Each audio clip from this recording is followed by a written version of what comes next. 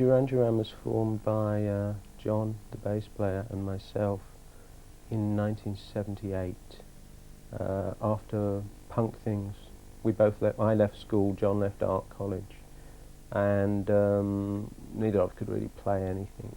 We both wanted to be guitarists, actually, and then he swapped to bass and I swapped to keyboards. So there you go. We went through loads of different singers and guitarists and things, and ended up at the first lineup that made records by late '79, early 1980, and then put out records with that lineup until 1985, and then we made Power Station and Arcadia records, got back together in '86, which is when Warren joined us, and we lost the original guitarist and drummer, and we've had the same lineup since '86.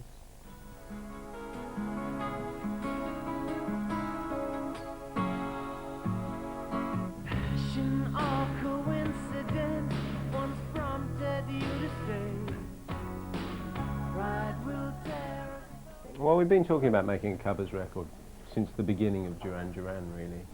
There's so many great songs out there, there's so many artists out there that we all like, and there's so many bad cover versions out there that we all dislike, and we felt we could really do something special and introduce our audience to some of our influences and inspirations through doing an album of covers.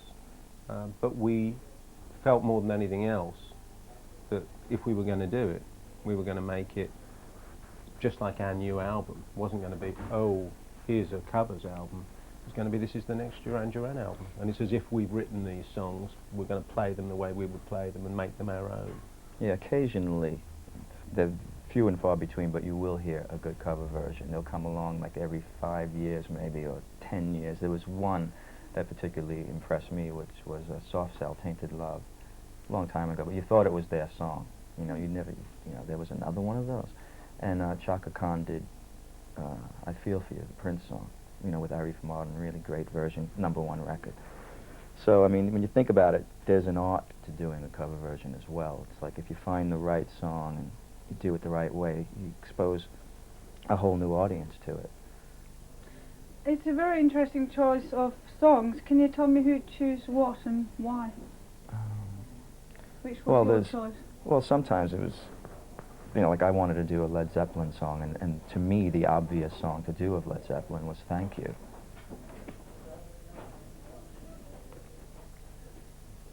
As soon as you say Led Zeppelin, yeah. People get rowdy. I don't know what it is. Don't they? But no, for me, you know, to do a Led Zeppelin song, because for me they were very influential in my, you know, being a guitar player and in the era that I grew up in, they were, you know, very important to me. But really, one of the few songs that they have that I thought would really suit us would be Thank You.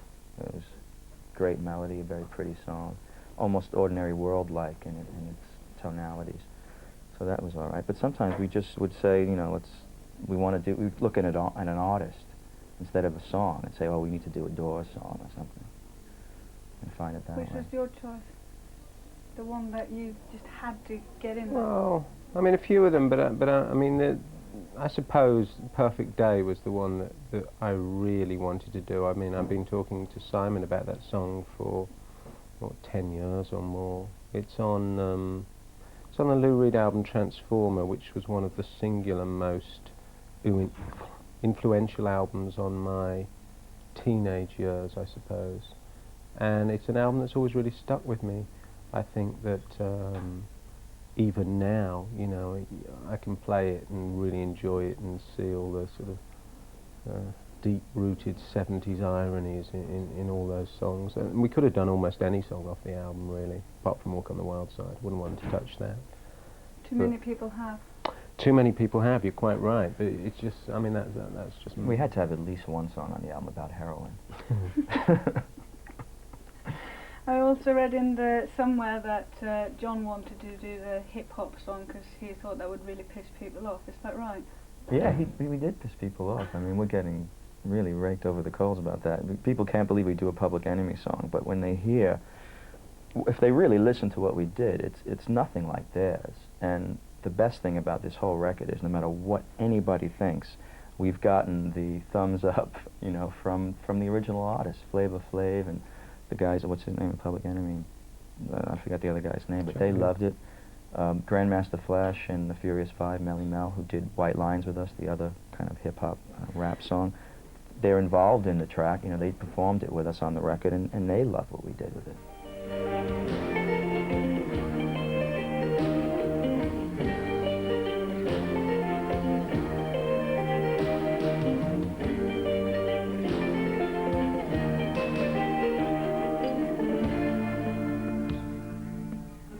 Recording this album was stretched over a period of 2.5 years, I think. It was August of '92 is when we started, and then we did a few more songs in November of '92, and then we went on the road for a long time, for about 15 months, and during that tour, so now we're in, where are we, '93, middle of '93, we recorded some songs on the road, about 6 of them or 5 of them. And then after the tour, in April of '94, there was about a 2.5-month period in south of France where a lot of recording was done. And then there was a lot of mixing to be done after that, because we had about 14 or 15 tracks. Why did it take so long? Well, I just told you. Because we were on tour, really. I mean, you know, physical studio time and arrangement and everything, I mean, it probably took 5 to 6 months, which for us is not particularly unusual. But in a way, you know, I think it would have been as fast to write and record totally new songs, because although we thought this was going to be easy, we've got the arrangement, we've got the lyrics, you know, we've chosen songs we like, so there's no argument about them.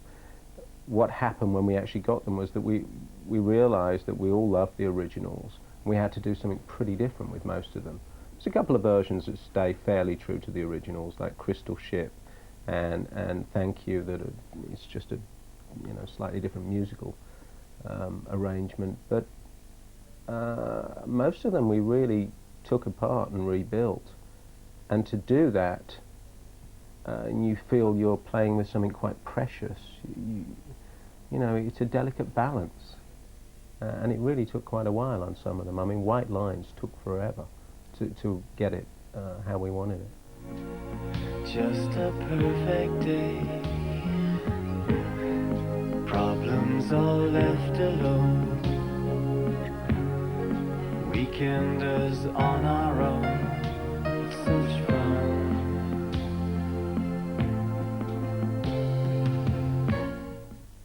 Yeah, we made the video for Perfect Day with a director called Nick Egan, who worked with us on the last project. He actually directed Ordinary World.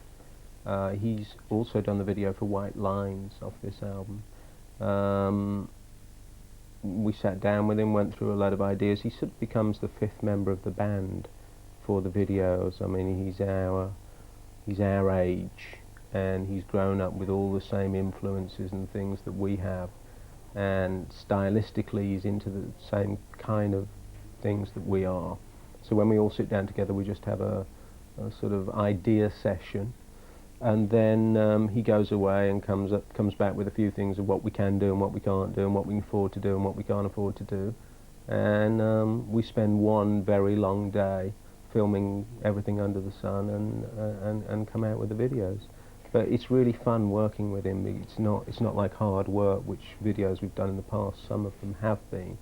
It's, you know, the kind of results you're going to get. We wanted something sharp and modern, and something that fitted with the kind of things we'd done. Obviously Perfect Day, we wanted to be a little bit more psychedelic, I suppose, a little bit more spacey, and White Lines was sort of sheer punk energy. I mean, since Girls on Film, which is now many years ago, Duran Duran has been known for making very classy videos. Is that, I mean, how involved are you personally in the videos? Do you come up with ideas and give them to someone, or do you let other people? Oh, we're very involved in the videos. I mean, I don't think we really let anything go out creatively. I mean, different members of the band are more involved in different areas of what we do. For example, I mean, Warren would be more involved in getting together the live band to play. on a TV and arranging all the instrumentation with the other musicians and things, and maybe I'd be more involved in the album cover and making sure that all of that went right and we got all the things we wanted on it. And then you know, videos to a degree were all involved, but I mean certainly it varies from project Really, to project. with me, I just want to make sure we don't have a Winnebago to stay in. That's all I care about on the video. Vegetarian food and no Winnebago. That's it. Other than that, if it's the right director, I'm a happy guy.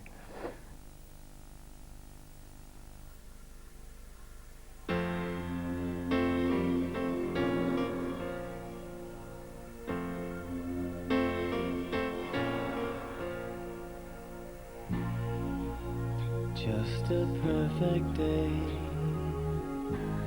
Drink sangria in the park. Then later, when it gets dark, we go home.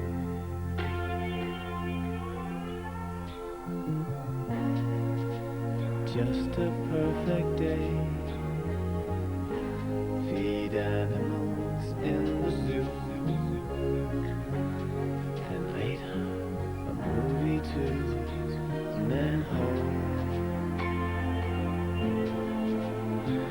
Oh, such a perfect day. I'm glad I spent it with you. Such a perfect day.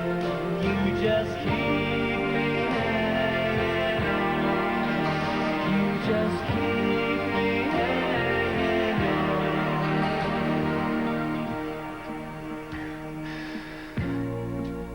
Just a perfect day. Problems all left alone. Weekenders on our own. Such fun.